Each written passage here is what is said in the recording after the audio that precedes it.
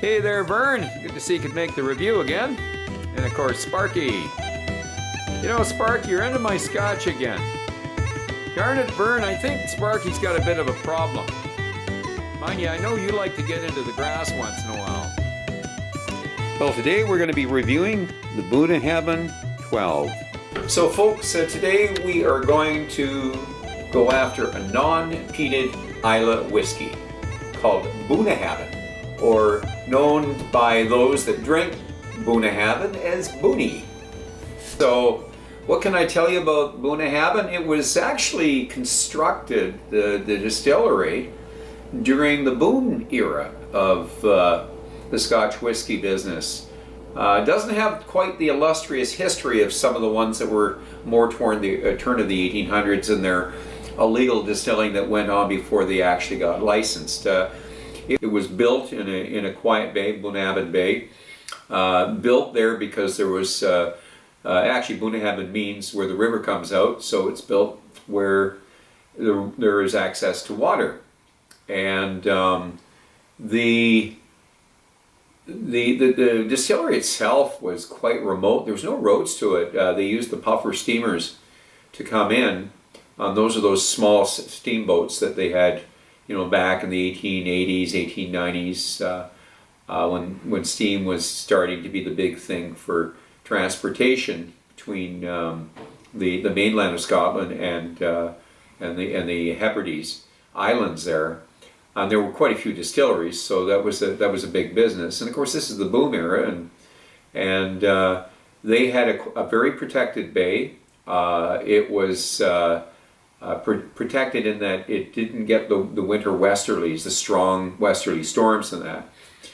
And they had to build a community around the distillery. There was no community there. They built a school. And it wasn't until more recent that the roads were built. There's still very narrow roads. You'll see from the pictures that I'm going to show you that it would be a great trip if you ever go to Islay to actually go to the more remote distilleries like Kalila, the new one, Ardenhoe, and of course Bunnahabhain, which are all quite close to one another on the Sound of Islay, which of course separates Islay from Jura. Another interesting thing is the incredibly tall stills that they have. They were the tallest in Scotland at one point, and I did mention that it was a state-of-the-art distillery designed by some who say it was the same architect that designed all the prisons, because it looks a little bit like a prison when you approach it, especially the gate and the way the buildings are designed. And it is designed a bit like the Bruichladdich distillery in that you have a courtyard in the center. We'll say that it was obviously constructed with confidence because it was state of the art, and at the time it was one of the largest producing distilleries built in Scotland. So it was William Robertson of Robertson and Baxter that founded Bunnahabhain, and that we'll say that is in 1881. And they were in partnership with the Greenlease brothers, and the partnership was incorporated as the Islay Distilling Company. They got involved with Highland Distilleries, quite a large distilling group, which eventually became Edrington. And that was in 1887. Now, by 1887, the boom was starting to lag, and the partnership was more to refinance and get some stability during the tougher times coming up. Now, this whiskey was always a peated whiskey, and it did not change until the 60s, and that's when they found there was a better market for the non-peated whiskeys. Everybody else was producing a heavy peated whiskey, and they decided to go a different direction. It was whiskeys like the famous Grouse, Cutty Sark, and then of course eventually Black Bottle brands that use Bunnahabhain in their blends. And 2003, despite the growing demand for single malt whiskies, especially Islay whiskies, Edrington sold Bunnahabhain and Black Bottle to Burns Stewart Distilleries for $10 million. So Burns Stewart itself was sold by the receivers of its Trinidad-based owner, CL Financial, during the tougher times they had gone through, which went bust in 2009. And that was sold to a South African drinks producer called Distell, and that was in 2013. I'm going to give you a brief picture history of the distillery and some pictures of the narrow roads and the quiet bay coming into the distillery, and then we'll get into the review.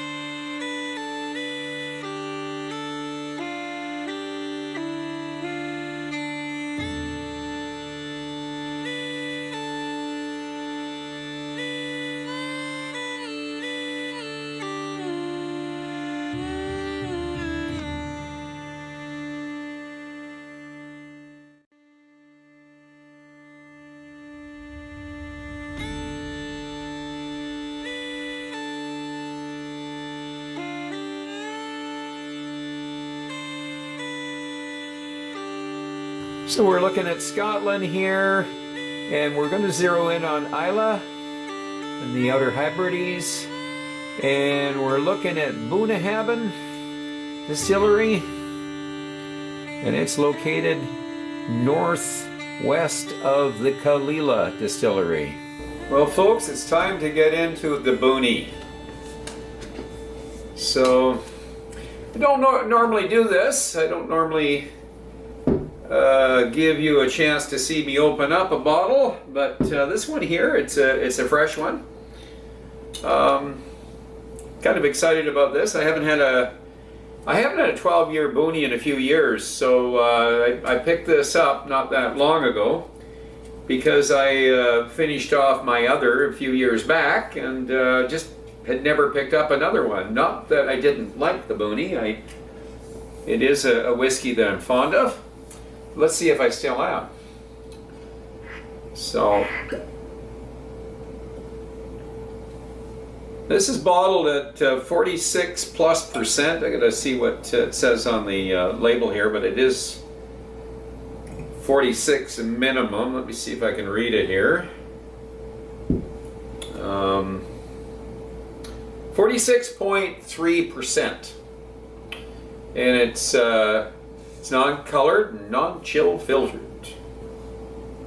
So the nose.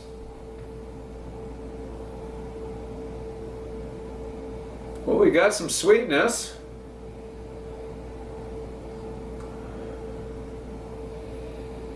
Some rich floral notes. Yeah, maybe a little jasmine. But really the honey and the maybe a little bit of oak and maybe a little citrus. You know, I'm getting a little bit of seaweed, and this is not their peated whiskey, but I'm smelling seaweed.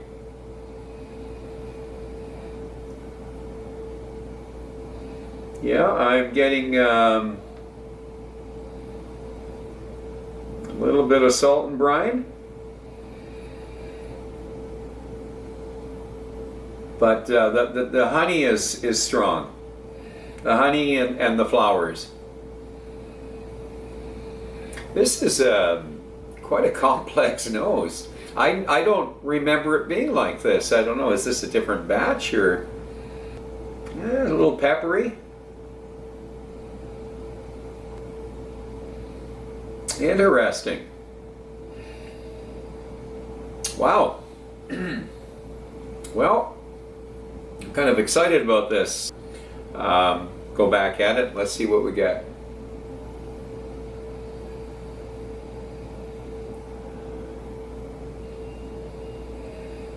More of the sweetness. Yeah, I'm getting definitely floral, honey, maybe a little spiciness to the honey. That's it. The palate.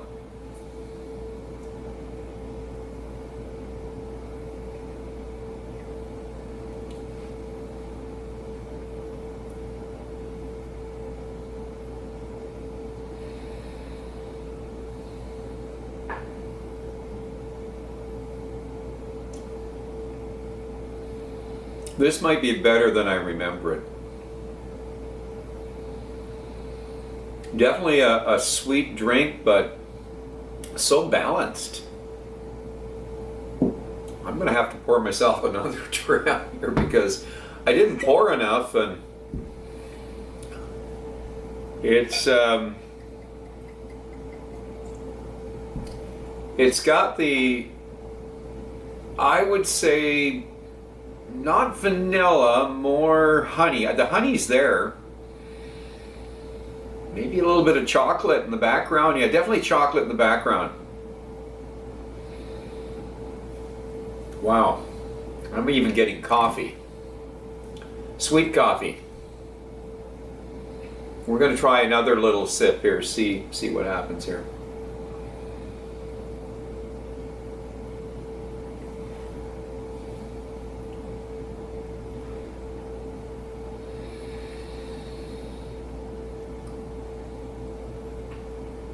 So the citrus notes are now coming in. I'm tasting tartness, probably blackberries and a little lemon. Blackberries that are not quite ripe, but back to the honey, spicy, peppery honey. And here comes a bit of the chocolate, and it could be maybe a little bit of coffee too. Somewhere between the chocolate and the coffee. Boy, this is interesting stuff. I just don't remember it being like this. Maybe it's the mood I'm in. Maybe what, well, I haven't eaten since, well, not for the last 3 hours. That might have something to do with it. So it is a tasty drink.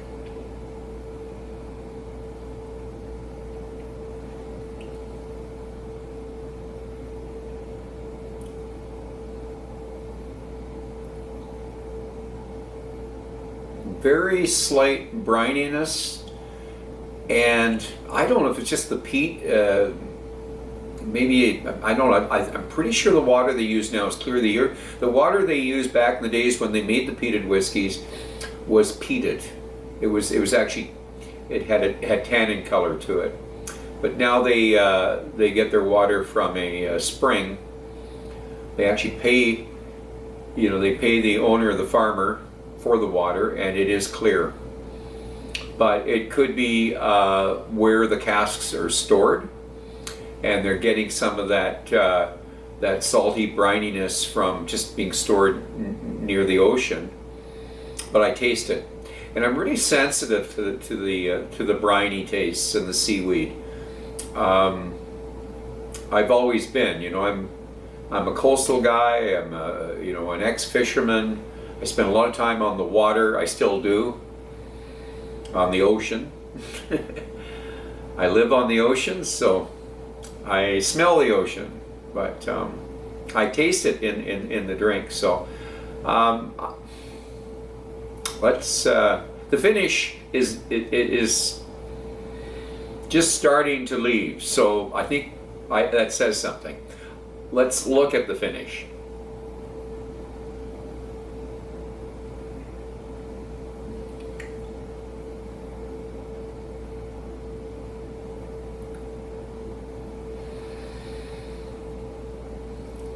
Yeah, milk chocolate. This isn't black, it's milk chocolate. Honeysuckle, melon. It's oily and rich, you know, it's got a nice mouthfeel to it. It's good it's non-chill filtration, and I think that's the key. 46.3% ABV helps. I've had this in a lower ABV and in the early years and that, so there's just so much more to this whiskey. It's got a great body, it's good sweetness, bit of minerality to it, and as I'm getting toward the back of the palate, you know, I'm starting to get a little bit of cinnamon, and you know, that's with the brine. I can't say I'm tasting smoke, but you know, I taste the maritime notes there. So, and of course that chocolate, the maybe a little orange mixed with that milk chocolate. So, I haven't even got into the finish. So what can I say about the finish? I'm talking the palate now, and I'm at the finish. But this is, I just want to drink this stuff. It's that good. It's got a decent finish. It's, you know, it's a medium long finish to it. So what can I say? I really like this stuff. I think I'm going to have to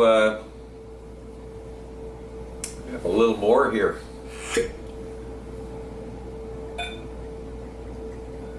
I don't usually do this in a review, but I'm enjoying this. I really am.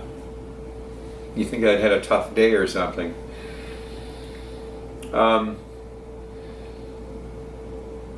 Some things I can say about this distillery. I think I mentioned that they made a peated drink for many years, and then in the 60s it changed and they went non-peated. So they have the some of the tallest stills. Scotland. They are capable of having the most production of any distillery on Islay, including Kalila, except they don't run to full production. It was built to be one of the largest producers in Scotland way back in the 1880s, so, but they've never really produced to their full production. So I think for the price of this is a heck of a whiskey. I'm just trying to think of what I paid for it. Darn, it's at the $100 range. Somewhere in the $100 range, but you know, that's Canadian, so I really think it's a good value. It's gone up, you know, obviously, but I think in the past there I never paid $100. I paid a lot less than that, but I think this is a better whiskey. I think that they're producing a better whiskey. It's sherry influenced. They've got good casks. They're doing it right. This is a well-kept secret to some that never heard of Bunnahabhain, or maybe you've seen it, you know, on the shelf, but you've never tried it. This is really worth trying. Very, very impressed. I mean, after the review, I'm probably going to have a couple grams of this. I really like this stuff. I haven't had it in a few years, and darn it, I'm going to have to give this a fairly high score. The way I've been going on here, so I'm going to give this an 88.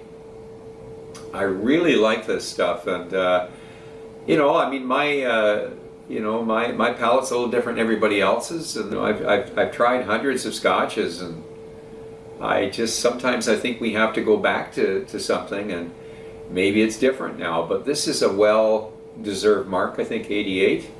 And I recommend this. I really recommend that. This is a whiskey that you really might want to put in your wheelhouse. It is affordable.